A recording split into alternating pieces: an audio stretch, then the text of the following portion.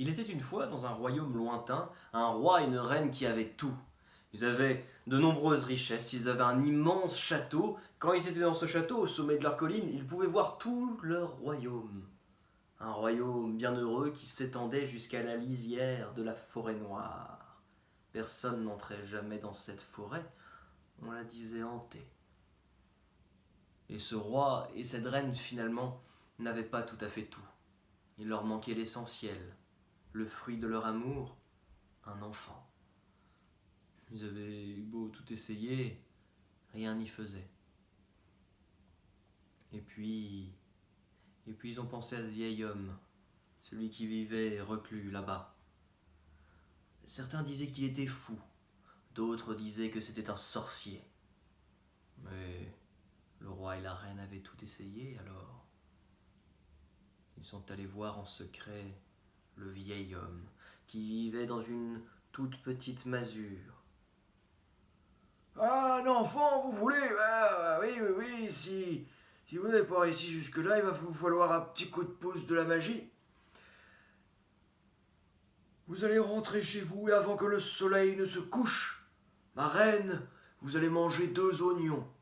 2 oignons entiers. Ne les faites pas cuire, mangez-les crus tout de suite. Le roi et la reine sont rentrés chez eux. Ils voyaient à l'horizon le soleil qui se couchait et la reine était devant ses 2 oignons dans sa chambre. Elle a croqué dans le premier. Je ne sais pas si vous avez déjà essayé de croquer dans un oignon. Vous devriez essayer, allez-y. C'est pas très agréable. Elle voulait vraiment avoir un enfant, alors elle a continué à croquer. Elle sentait la peau qui croustillait entre ses dents et... Ah, ce goût horrible. Elle l'a mangé en entier. Elle a cru qu'elle allait vomir, mais non. Elle a avalé tout entier. Il lui restait ce deuxième oignon. Elle n'avait pas la force de manger un deuxième oignon. Elle a supplié son mari. Non, c'est trop, j'en peux plus. Et le mari, mais si, mais attends, tiens, regarde, je te l'épluche, je t'enlève la peau, on s'en fiche de la peau, ça sert à rien, tiens, mange-le, ça sera plus facile comme ça. Effectivement, c'était plus facile, c'était pas beaucoup plus ragoûtant, mais elle l'a mangé, cet oignon. Et elle s'est allongée dans le lit. Elle a senti son ventre qui gigotait, son ventre qui gonflait. Ah, ça brûlait, c'était horrible, et quelque chose est sorti de son corps, une fumée noire. Et au milieu de cette fumée noire,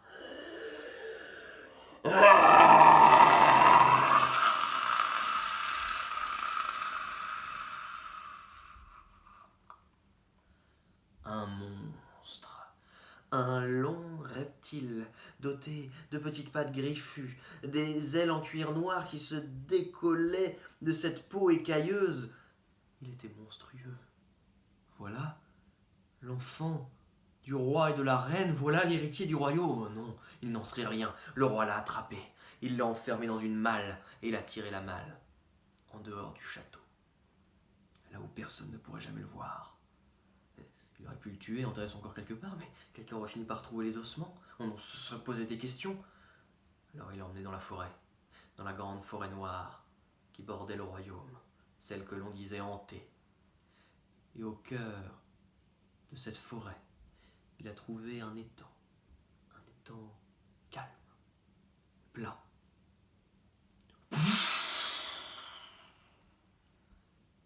C'est le bruit qu'a fait la malle quand il l'a jeté dans l'eau.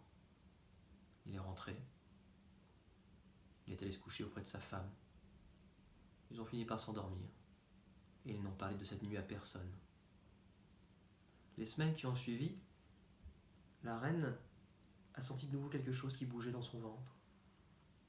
Les mois ont passé, et 9 mois, jour pour jour, après avoir mangé les 2 oignons, la reine a accouché. Le roi et la reine n'étaient pas très très sereins, ils avaient peur de voir un nouveau monstre sortir du corps. Cette fois-ci, c'était pas possible de faire un accouchement caché, mais les sages-femmes étaient heureuses de poser dans les bras du roi un charmant petit garçon. Le prince héritier du royaume. Tout était parfait. Le petit garçon avait grandi en âge, en sagesse, en force, en beauté. Il était merveilleux. Et quand il fut en âge de se marier, on lui trouva une magnifique princesse comme lui. Ils allaient être heureux. On avait annoncé les fiançailles du prince et de la princesse quand un paysan est entré dans le château en hurlant. « Au secours! Au secours, mon village! Mon village, il ne reste rien !» On a amené le paysan devant le roi et la reine. Il tremblait, il pleurait. « un monstre, une ombre, une menace. Elle plane sur tout le royaume. Mon village a été entièrement brûlé. Il y a un monstre dans la forêt, je vous dis un monstre !» Le prince s'est levé. Il a regardé tous ses sujets.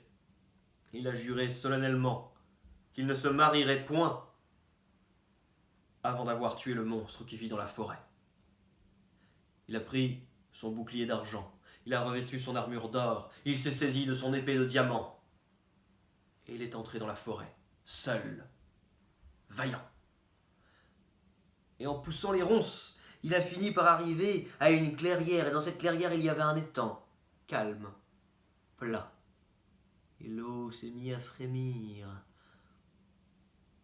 Et de la brume a jailli une immense silhouette noire.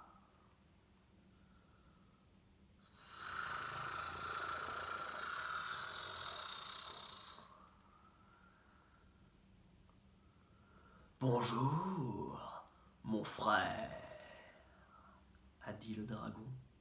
« Mon frère, comment oses-tu m'appeler ton frère? Tu n'es qu'un monstre. »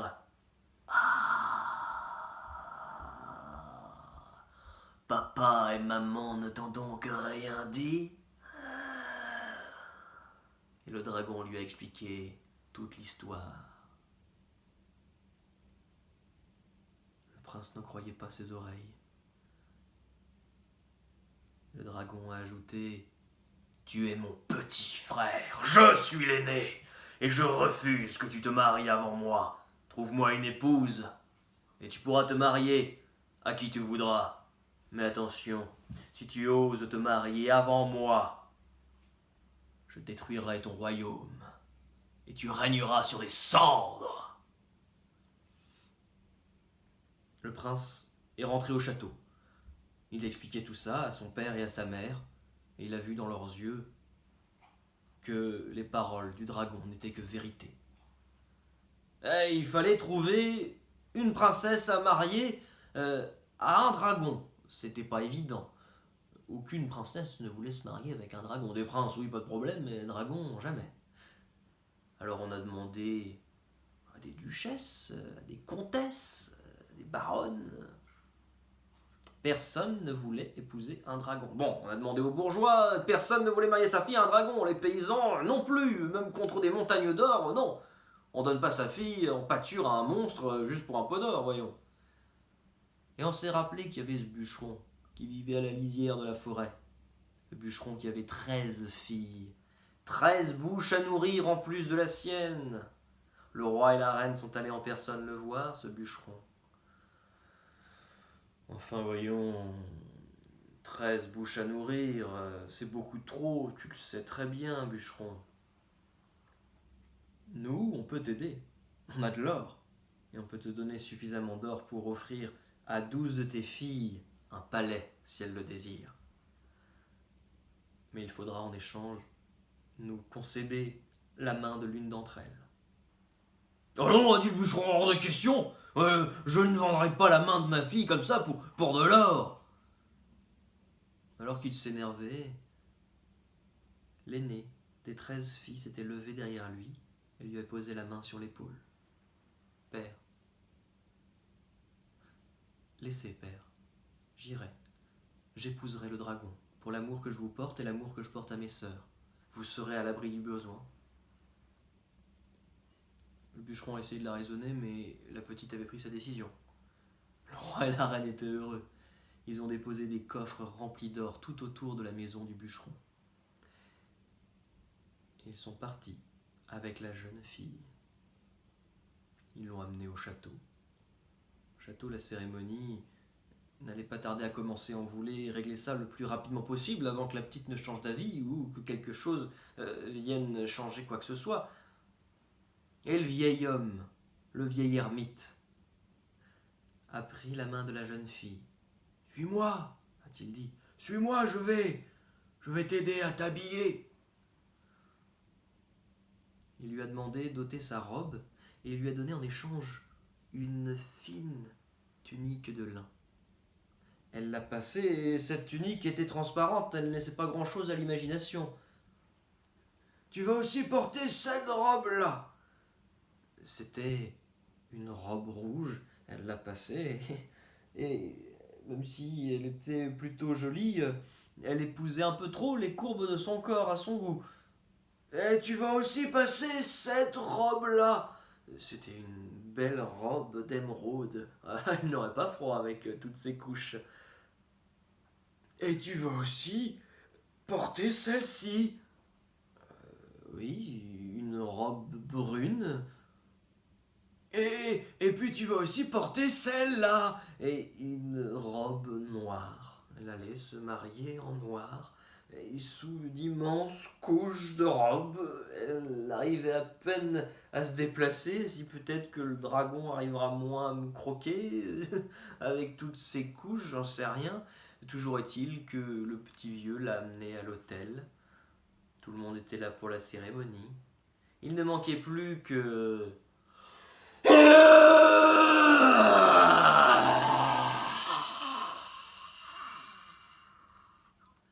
Le dragon a posé ses pattes autour de la jeune fille. Le prêtre, le plus rapidement possible, les a mariés. Le dragon a baissé sa tête près de la jeune fille. Elle a posé sa main sur l'encolure et ils se sont envolés dans le ciel. Plus personne ne les a revus. Le dragon l'a déposé quelque part dans la montagne, à l'entrée d'une caverne. La jeune fille est entrée comme on entre dans un tombeau. Elle a entendu la voix du dragon derrière lui. Mon épouse, déshabille-toi. Oui, mais déshabillez-vous d'abord. Le dragon a posé sa griffe sur son front et il a déchiré sa peau d'écaille et il a laissé apparaître une peau faite de bois pourri. Elle tombait en lambeaux sur le sol. La jeune fille a enlevé sa robe noire pour laisser apparaître une peau brune comme son mari. Qu'est-ce que c'est que ça a-t-il grincé entre ses dents en bois. Je t'ai demandé de te déshabiller. Oui, mais déshabillez-vous d'abord.